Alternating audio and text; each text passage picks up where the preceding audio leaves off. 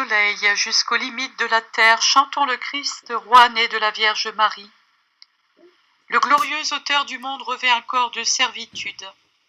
Par la chair, il délivre la chair. Il sauve de leur perte ceux qu'il avait créés. Il a accepté pour couche un peu de paille, il n'a pas eu horreur d'une crèche. Il s'est nourri d'un peu de lait, lui qui rassasie jusqu'au petit oiseau. Les chœurs célestes se réjouissent et les anges chantent à Dieu. Il se manifeste au berger, le pasteur créateur de tous les êtres.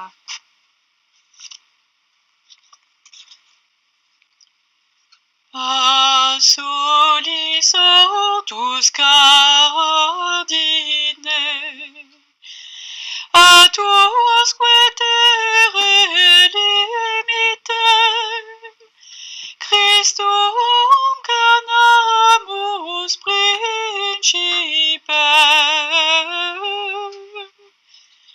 natum Maria Virgine.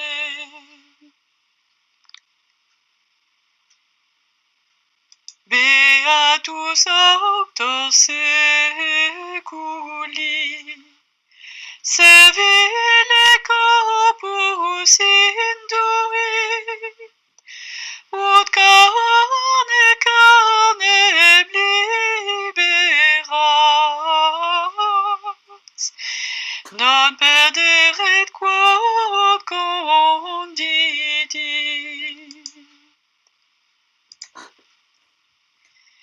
Feno iacere perdulit, praesepe non aborruit, parvoque lacte pastus est, perquem decales esurit. Cadet corus celestium, et angelica nundeum, palamque fit pastoribus, pastor creator omnium.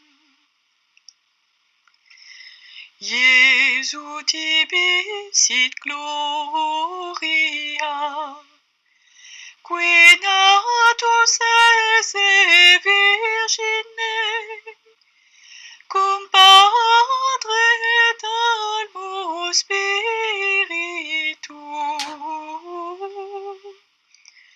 in sempiterna saecula. Amen.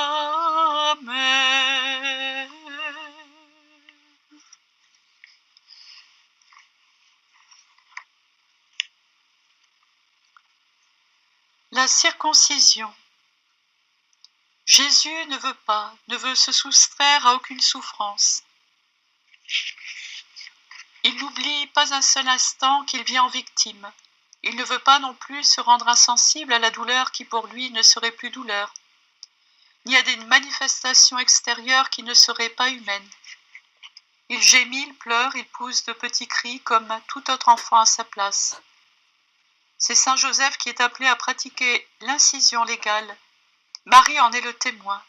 Devant ce petit corps ensanglanté, quels furent leurs sentiments et quels doivent être les miens, les nôtres. Je le méditerai. Premier point, première victime. Je me prosternerai plus tard, ô Jésus, devant les douleurs atroces de votre passion. Je tressaillirai à la vue des lambeaux de chair arrachés à vos épaules par la flagellation. Et douloureusement, je suivrai vos pas à la trace de votre sang répandu sur le chemin du calvaire. Au calvaire, j'entendrai au fond de mon cœur le bruit lugubre des marteaux, enfonçant de gros clous au milieu de vos mains et de vos pieds, et j'assisterai après votre mort à l'inoubliable scène de la lance qui vint ouvrir une dernière issue aux dernières gouttes de votre sang. Mais de ce que ces tortures les dépassent, faut-il que je reste insensible et muet devant les souffrances de la circoncision? Ce sont vos premières blessures, ô Jésus, dans le combat que vous venez engager pour moi, pour l'humanité. C'est la première effusion de ce sang rédempteur dont vous ferez et mon salut et mon breuvage. On épie le premier regard d'un enfant, on suit avec amour ses premiers pas, on est ravi de ses premières paroles. Ô Jésus, laissez-moi souffrir de vos premières douleurs. Laissez-moi adorer à genoux votre premier acte sanglant de victime. Quoi de plus touchant que le spectacle d'un petit être qui souffre? Ses traits se contractent et se gonflent. Des cris inarticulés sortent péniblement de sa poitrine oppressée et des larmes coulent de ses yeux à peine ouverts à la lumière. Ô divin enfant, je suis cause de cette dure épreuve. C'est moi qui suis responsable de ce premier sang, ainsi versé. Et vous aviez à cet instant votre première fixée sur moi, pensée fixée sur moi. Vous voir souffrir, c'était assez, vous voir souffrir pour moi, c'est trop. De quoi oserais-je me plaindre à l'avenir? Que pourrais-je vous refuser jamais? En ce moment, je vous offre ma compassion profonde, mes regrets, la promesse d'une plus grande générosité de vie, et si vous m'en faites la grâce, la joie dans les souffrances et les expiations avec vous. Deuxième point, cœur victime. Ô Marie, ô Joseph, je dirige mon attention vers vous. Comme vos visages sont pâles et vos traits altérés, ô Joseph, c'est à vous qu'incombe le triste devoir de faire souffrir votre Jésus. C'est vous qui êtes le sacrificateur. Comme vous préféreriez 1000 fois être la victime, ces douleurs que vous infligez, ces résistances instinctives que vous contenez, ce sang que vous faites couler vous trouble, vous désole, sans toutefois vous laisser hésitant. La volonté de Dieu tout entière et toujours. Elle est votre suprême devise, elle domine tout, même votre immense tendresse. Ô Marie, vous la tenez sur vos genoux, cette délicate victime, et vous gardez en vos mains ces petites mains frémissantes.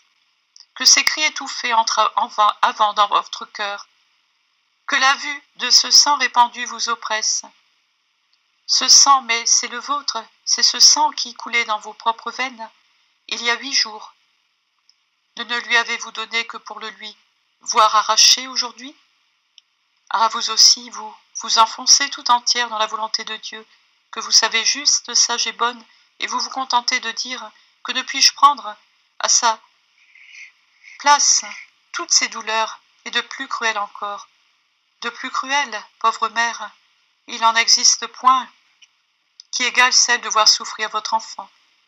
Et puis, ne faut-il pas que la rédemption s'accomplisse par un Dieu? Et ne l'accomplissez-vous pas divinement vous-même, en souffrant ce qu'il souffre?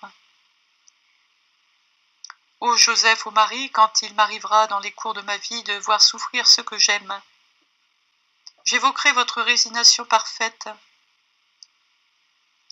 votre imperturbable courage, et si je pleure, je ne me le reprocherai pas, car vous pleuriez aussi.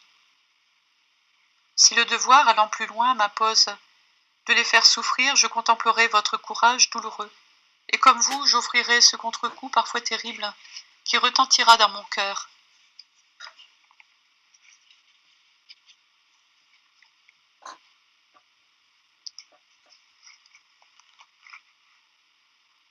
Pauvre mère qui voyait votre enfant souffrir, gémir, se convulser et enfin exhaler sa douce vie dans un dernier soupir.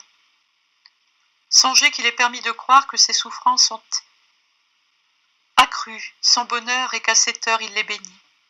Espérez plus encore, les liens qui unissent la mère et l'enfant sont de telle nature que la mère semble se prolonger en lui.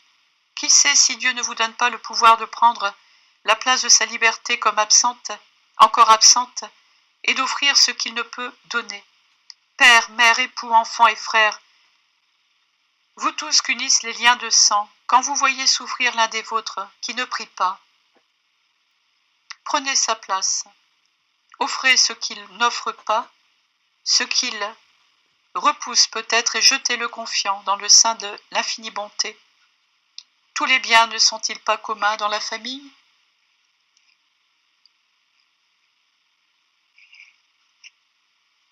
Je souhaite à chacun de vous mes meilleurs vœux en Dieu. Essayons d'avancer dans la connaissance de Dieu.